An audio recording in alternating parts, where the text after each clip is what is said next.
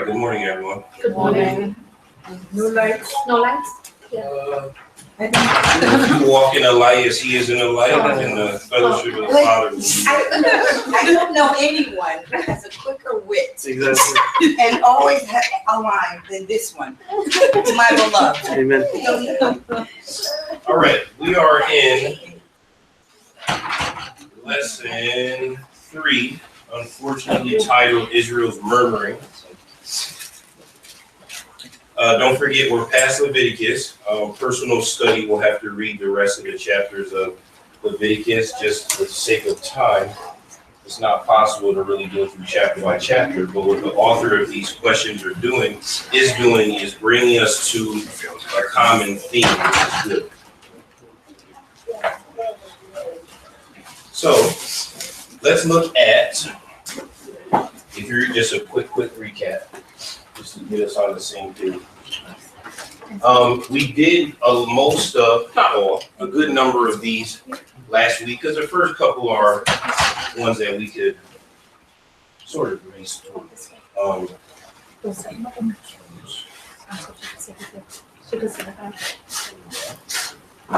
Okay, first 3 questions were from Numbers chapter 1 through 54. We didn't read through all of that for some time. But let's just really recap these first 3 questions. What was the date of the census? Remember in Numbers chapter 1, 2 years have passed. This is the first day of the second month of the second year after they came out of Egypt. Coming out of Egypt is their starting point, right? Like America's starting point would be July 4th, right? That's the date that we use. So their date is when they came out of Egypt. 2 years have passed by. Surely some people have passed away by now.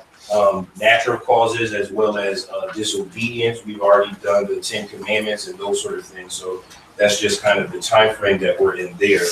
Outside of that, what was the total sum of the count? We don't have to get into specifics. That really isn't as pertinent for this week, but verses 45 and 46. 603,550. Yeah, if I had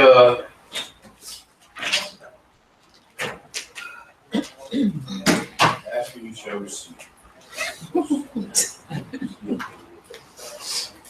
Okay, good. All right, so the number was what? Say it one more time. 603,550. And was this all human beings or only gender specific? Not the male from 20 and up, it's from age and up. Just the males over 18. Was it over 18 or over 20? Which one was it? 18 or 20? 20. 20 years or more. 20 years. No Levites though. No. Okay. Next question 3. Why were the Levites not counted with the men of war? They were supposed to maintain the tabernacle. Protecting the tabernacle. And the tabernacle was stationed where? In the middle.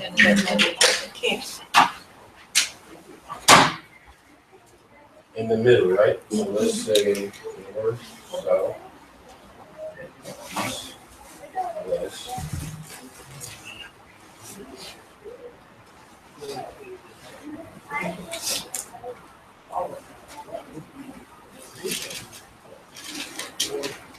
Right? Levites were around it, right?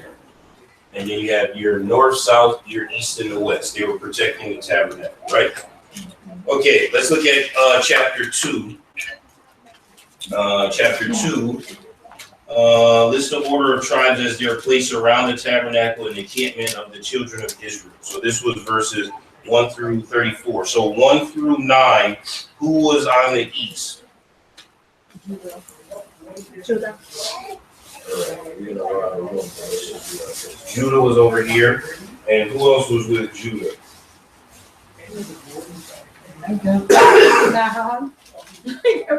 Yeah, Nason, the son of whoever shall be the leader of Judah, right?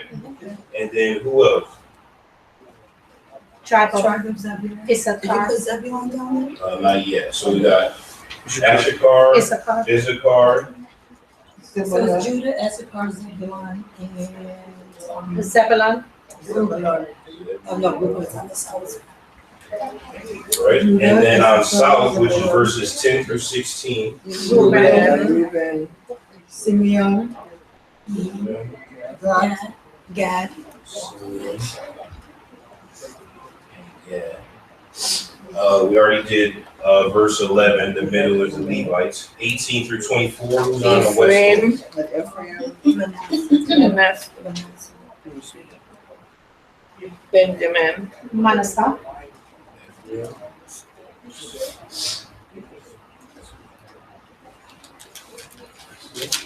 coast? And Benjamin. And then north end, verses 25 through 31. Dan. John. Asher. Asher, Naphtali.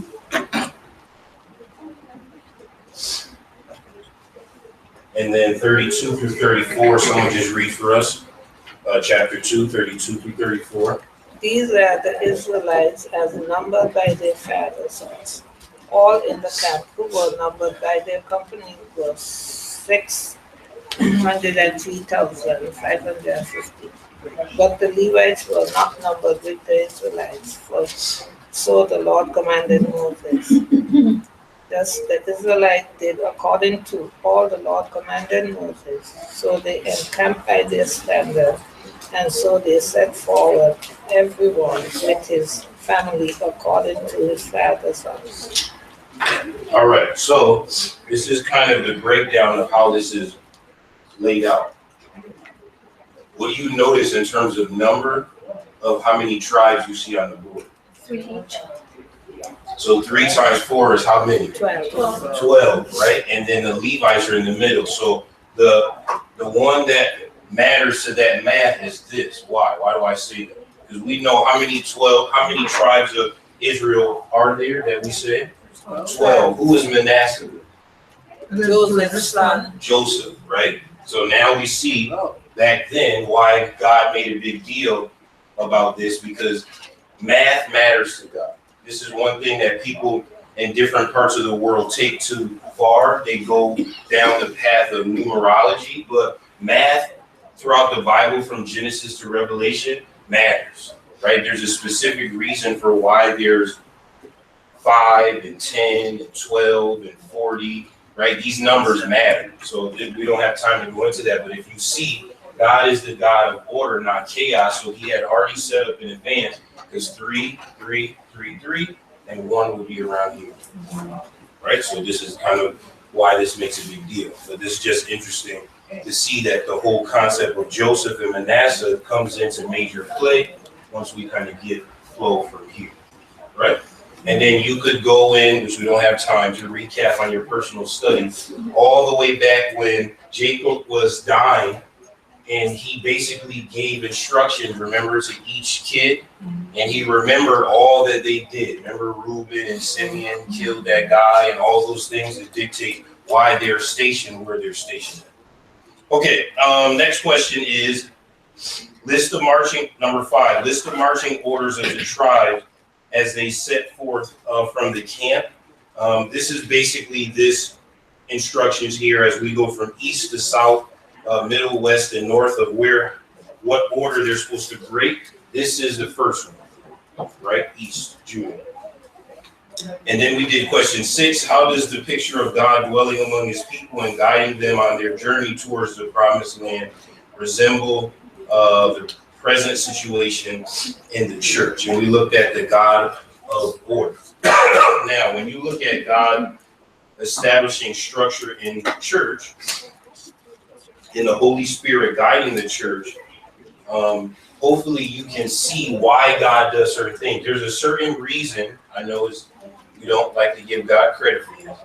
There's a certain reason why people are drawn to different parts of the country, the world, the jobs they're accepted to, the loans they get approved to for the houses.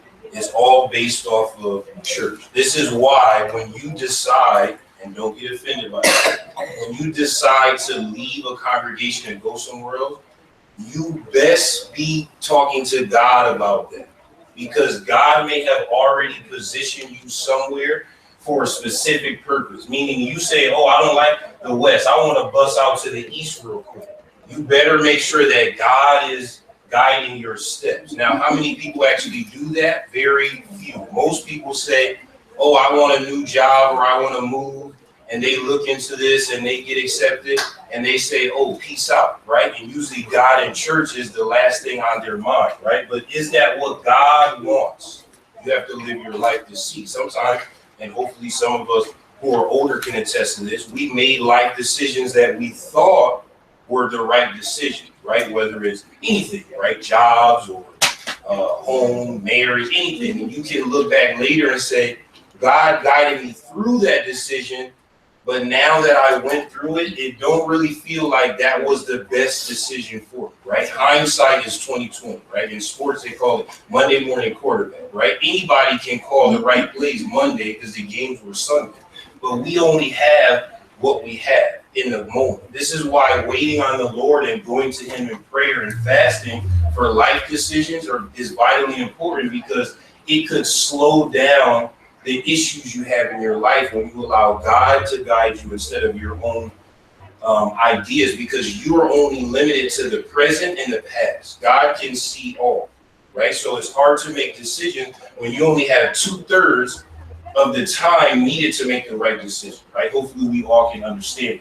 But as church, as Christians, right, as we mature in Christianity, we have to get to the understanding that what we do in this life as Christians, baptized believers, God is blessing us for our work in the kingdom, which is the church, right? This is why this is so important. That's why I highlighted this. You can see that years and years ago, this was established to make order for this. See, God was in the future, so He established something then in the present. But had they not trusted in God, they wouldn't have seen the value of this. This is the same thing for church today.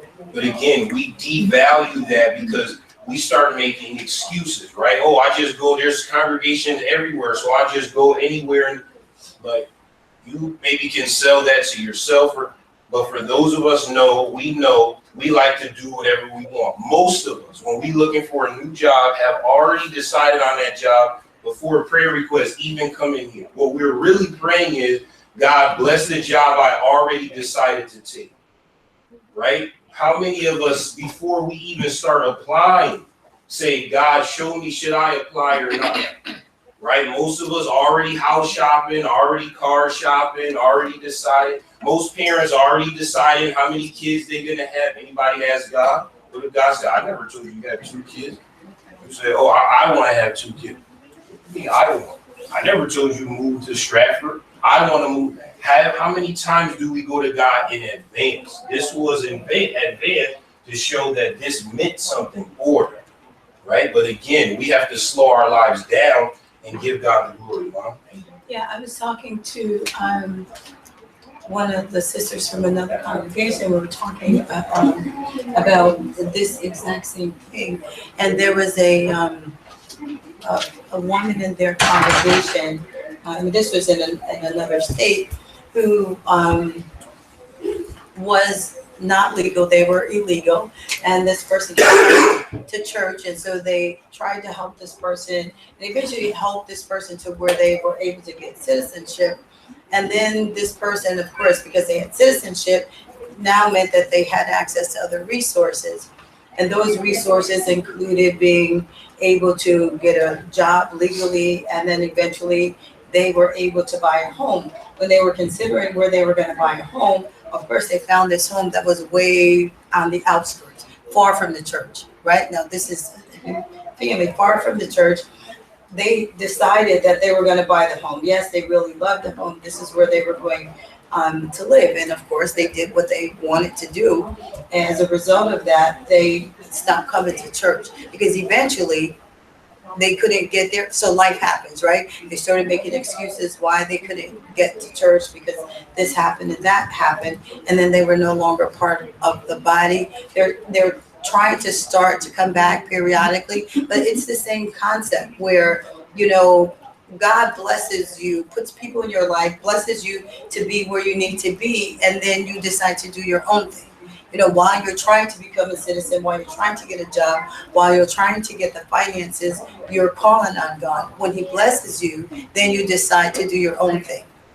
And I'm sure God did not agree with them moving so far away from the church that they would fall away. But they had stopped coming, and it's a perfect example of us needing to consult God and really thinking about, because it does happen all the time in the church. It happens today with jobs, as you said, and anything else. We need to go back to consulting God ahead of time.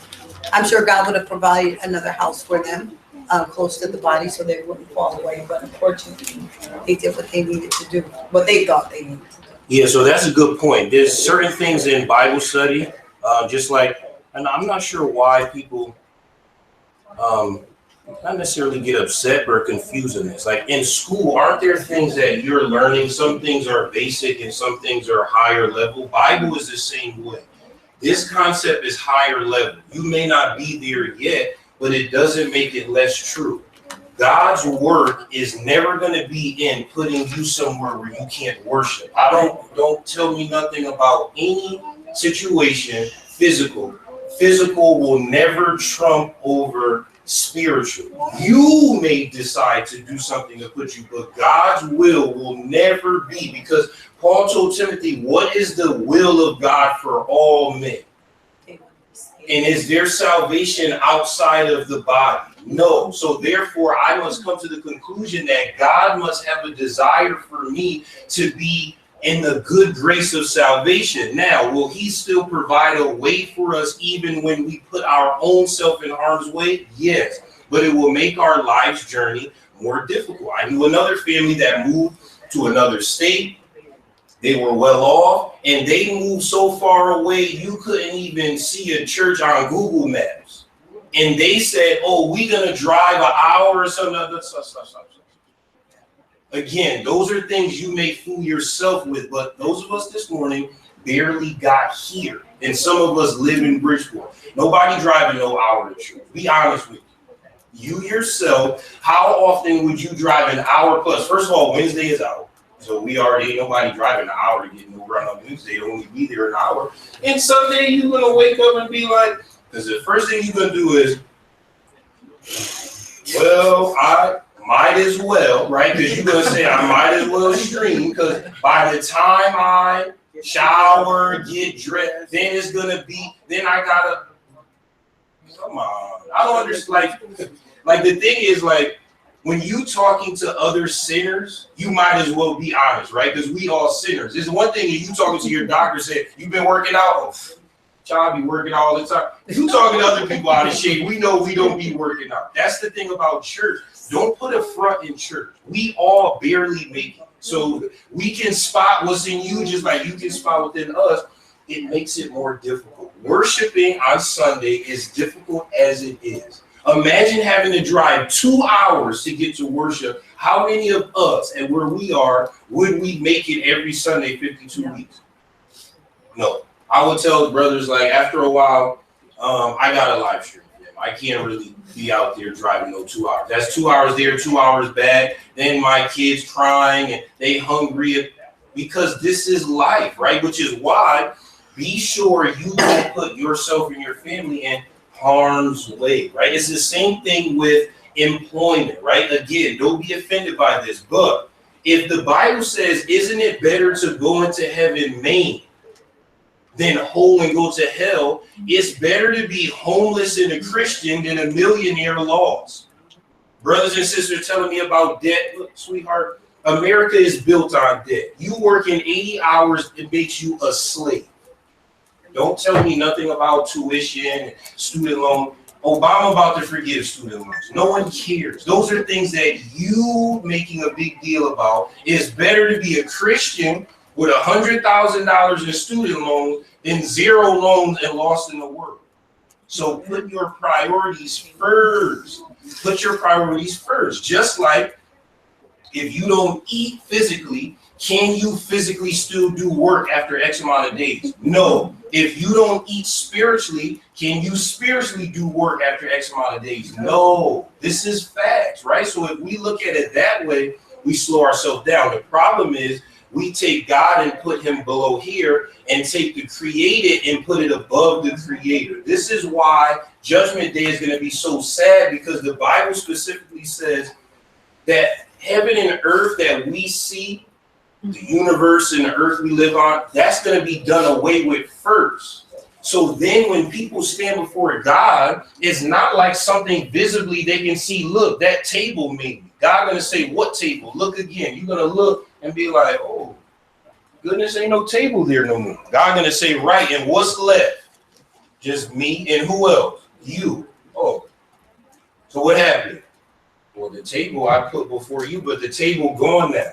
Right, and what's left? Tell me again. Me, and who else? You. That means what was most important when the table was there? Oh, me and your relationship. Oh, but no fear, because I thought, no fear.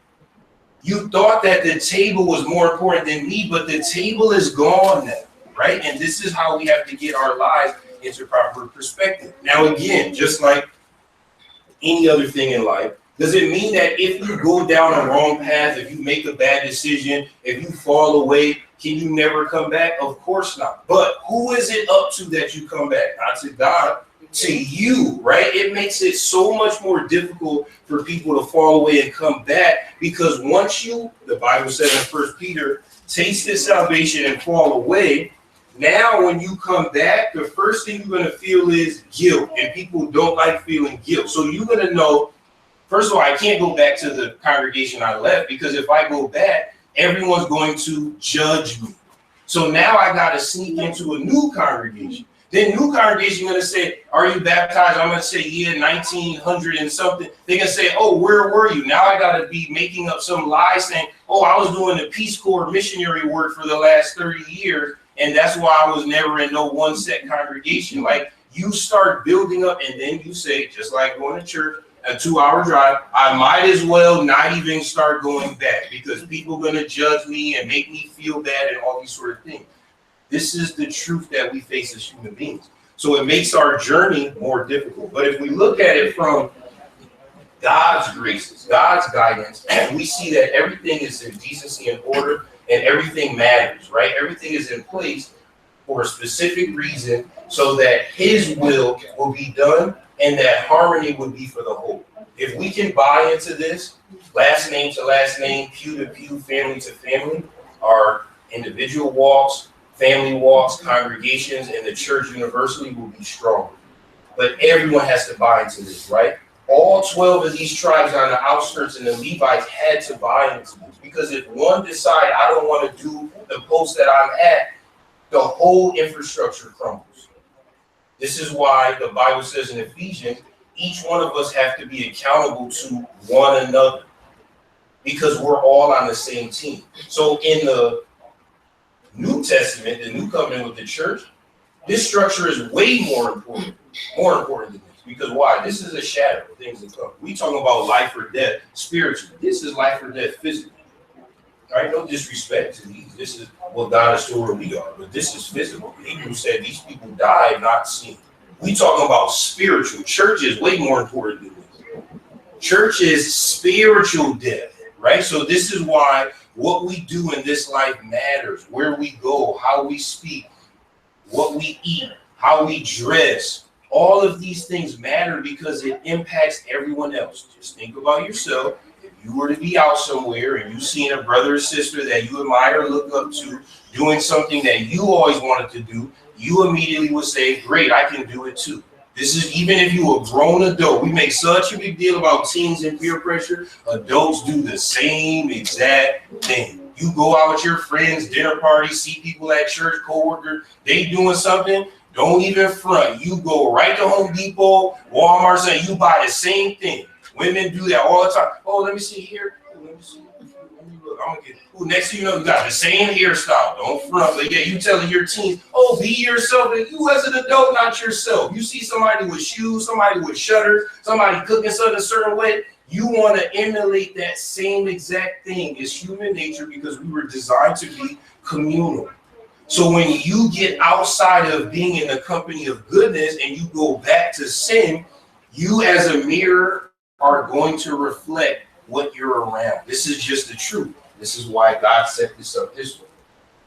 People to protect this. Because even if this fall, you'd have to still get past this. And in the church, that's why you have members and teachers, right? People doing different things, and then you have minister, and then you have deacon, and then you have elders protecting the body, right? Elders' job is hardest job in the church because elders are protecting the spiritual nature of the body. People don't like when elders come over. Elders are designed as shepherd to go get you in your loss, right? As Christians, we need to stop being that way. This is something that me, myself, I never understood his personality. And again, don't be offended by this. But every time I've ever done wrong, I never made it seem like it wasn't wrong. That's the part I don't understand about people. Meaning, if I swore, and if they said, did you swear? I never would be like, yeah, but it's not wrong. Help me understand that when people do that. Because nowadays society, that's what kids be doing.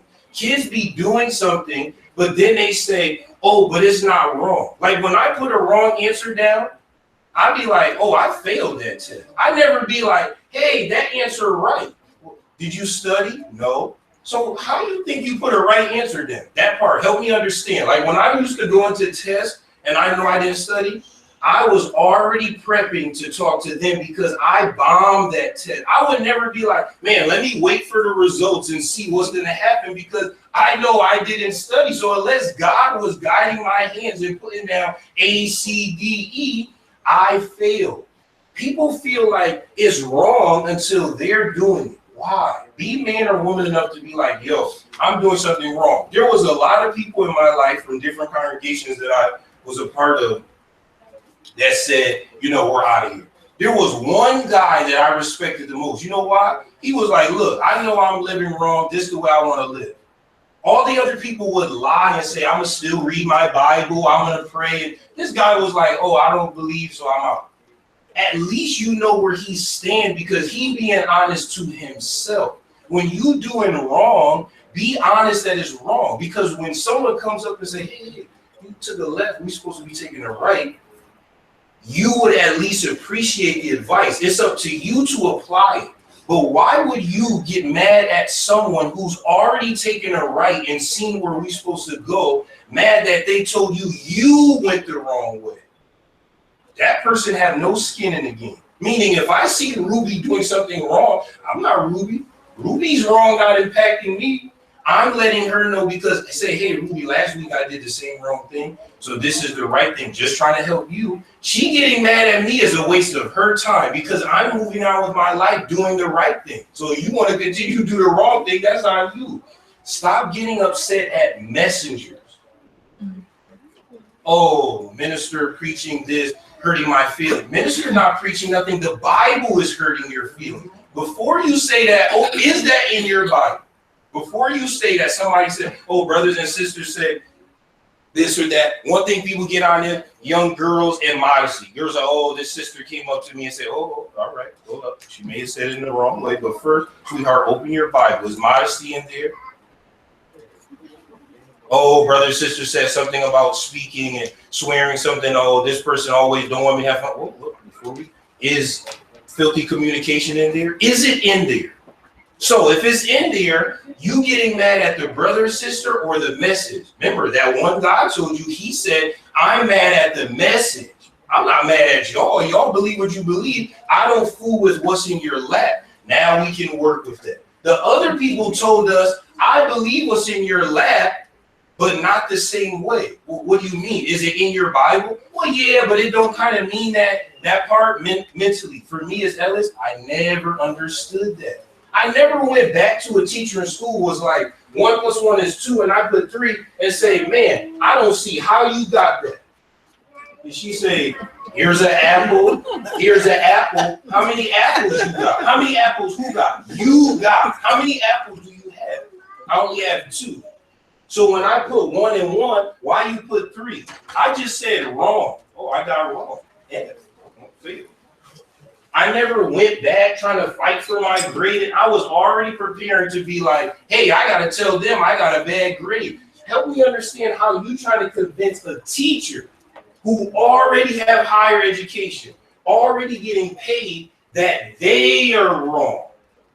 This is the part that confuses me. Like, people be trying to tell the elders that they are wrong. No, sweetheart, I'm already elder. Right?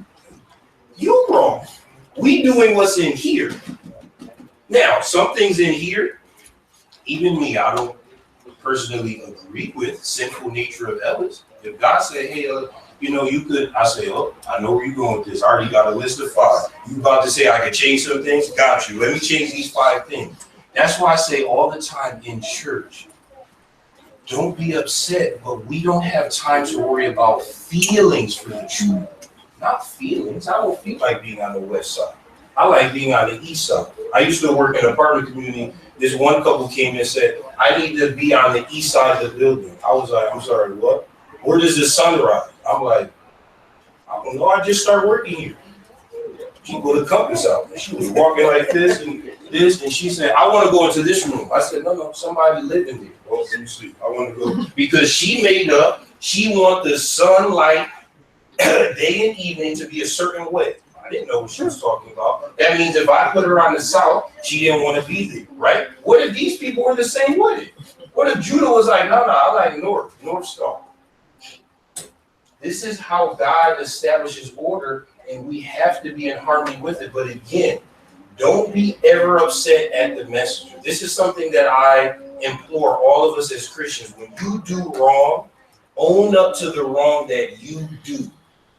Especially those of us who have been baptized for years. There is no excuse for you been baptized for a long time to be upset at somebody telling you doing wrong when you know good and well you did wrong for that. Just like as teenagers grow up, ain't no reason for a Christian parent to be arguing with no grown Christian kids when they know full well they are dead wrong. Nobody should be arguing no grown teenager or no 20, 30-year-old kid when you know you wrong. You should say, oh, thanks for loving me enough to correct me in my error. Why are you mad at your mom and dad?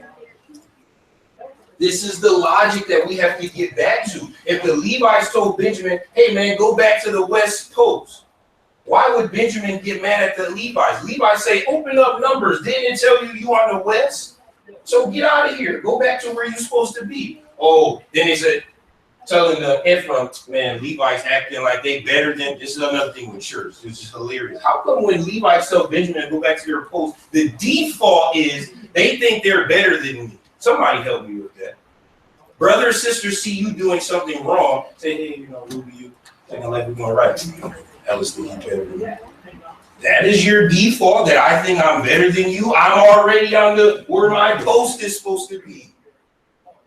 See, we never want to accept fault in ourselves. This is what's wrong with humanity. We don't want to leave the doctor's office saying, you know what, the doctor was right.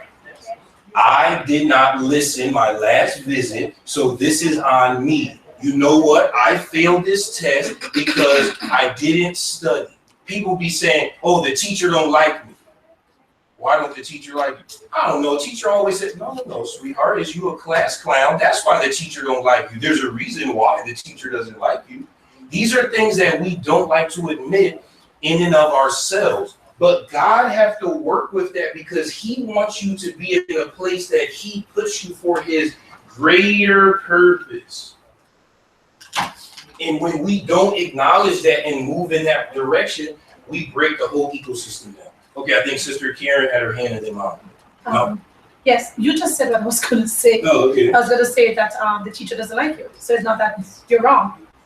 The teacher doesn't like you. Mm-hmm. And I think that the problem with, as you said, is that it baffles you because you were raised right. It's amazing. And I know you talk to people out there, and it shocks me every single day that even small kids, adults, teenagers, 20-year-olds, doesn't matter what age, they do not take responsibility for anything. Yeah. And it's shocking. And then the thing with God is that we make two mistakes with God. One of them, we think that God is so flexible, he understands everything. So it doesn't matter what you do. If I don't come to church this morning, God understood. If I decide to move far, God understands. And then the other thing we mistake also is that the blessings. We forget that God the rain falls on the just and the unjust. We forget about that. So what we feel is that everything that happens to us that looks like it's good is from God. Yeah. And that because it's come from God, God understands. And we can be stressful a little bit because God understands. God is a good God. He's gonna help me through. So we find we go around in circles like on a daily basis, and that's why we're not growing. Right. And it's really sad because you watch it happen all the time, and it's like you cannot. What can you do about it? And then again, as I always say, go back to the parents, go back to parenting, go back to the core. Of what you're supposed to be doing. But it's really, really sad. No, that's a good point. Mom? I think as Christians, sometimes we treat Christianity like we're in a courtroom, and we can, if we've got a good defense, we can put up a pretty good rebuttal. Mm-hmm.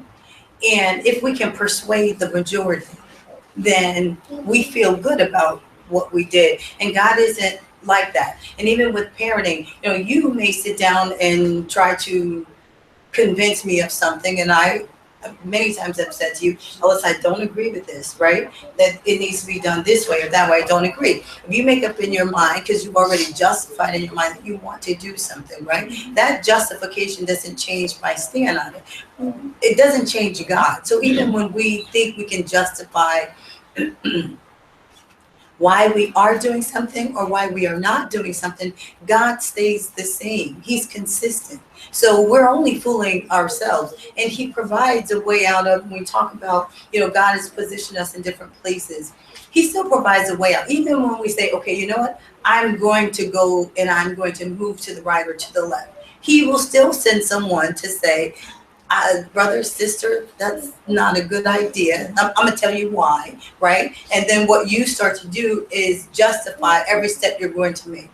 Again, it doesn't make it right with God. And we can't treat Christianity like we're in a court of law. And that if we feel like we've got the best defense or best attorney, that we're going to persuade God, because he doesn't change. He's the same today, yesterday, and forevermore. And he will provide a way out. It's just that we don't listen to that, and that's okay. But I always say you've got to man up, woman up, and accept it. You don't have to, but at least acknowledge that, you know what, I know what my Bible says, and I'm going to do something contrary to that because, as the sister just said, God knows my heart, and this is what I want to do. Well, you're right, he does know your heart, but that doesn't mean that he accepts what you're going to do. Two good examples would be for that, not only, but two good we could use is the fall of Satan and Ananias and Sapphira, right? God knew what Satan was doing. Did he stop him? No. God let Satan go, and Satan convinced how many? A third. A third of, and God could have said, no, stop. He let them do. You guys want to leave? This is one of the, because in college I was really, studying to see. One of the main things I say all the time about, I've said it in Bible study about Jesus. Jesus was an alpha male. I always liked that. Jesus got up and said, this is prophecy is fulfilled in your hearing, closed the book and walked out. I like that. They said, wait. Right? God is the same way. One thing I respect about God has always been this. If you want to leave, guess what God said? Go. You want to leave, get out of here. And good luck to you. And take whoever else want to leave. And they left. Same thing with Ananias and Sapphira, right? God was watching them selling the land, lying about it. Did he intervene? No. Even when one spouse died, did he say, hey, like a cartoon, a little angel said, hey, he's dead. Oh, go ahead. Let's see if the wife will lie too. Right? This is the way that we see that God is going to allow us to use free will, even to our detriment. That's what always made me fearful, that I could boldly not do what God asked, but whose life would be messed up?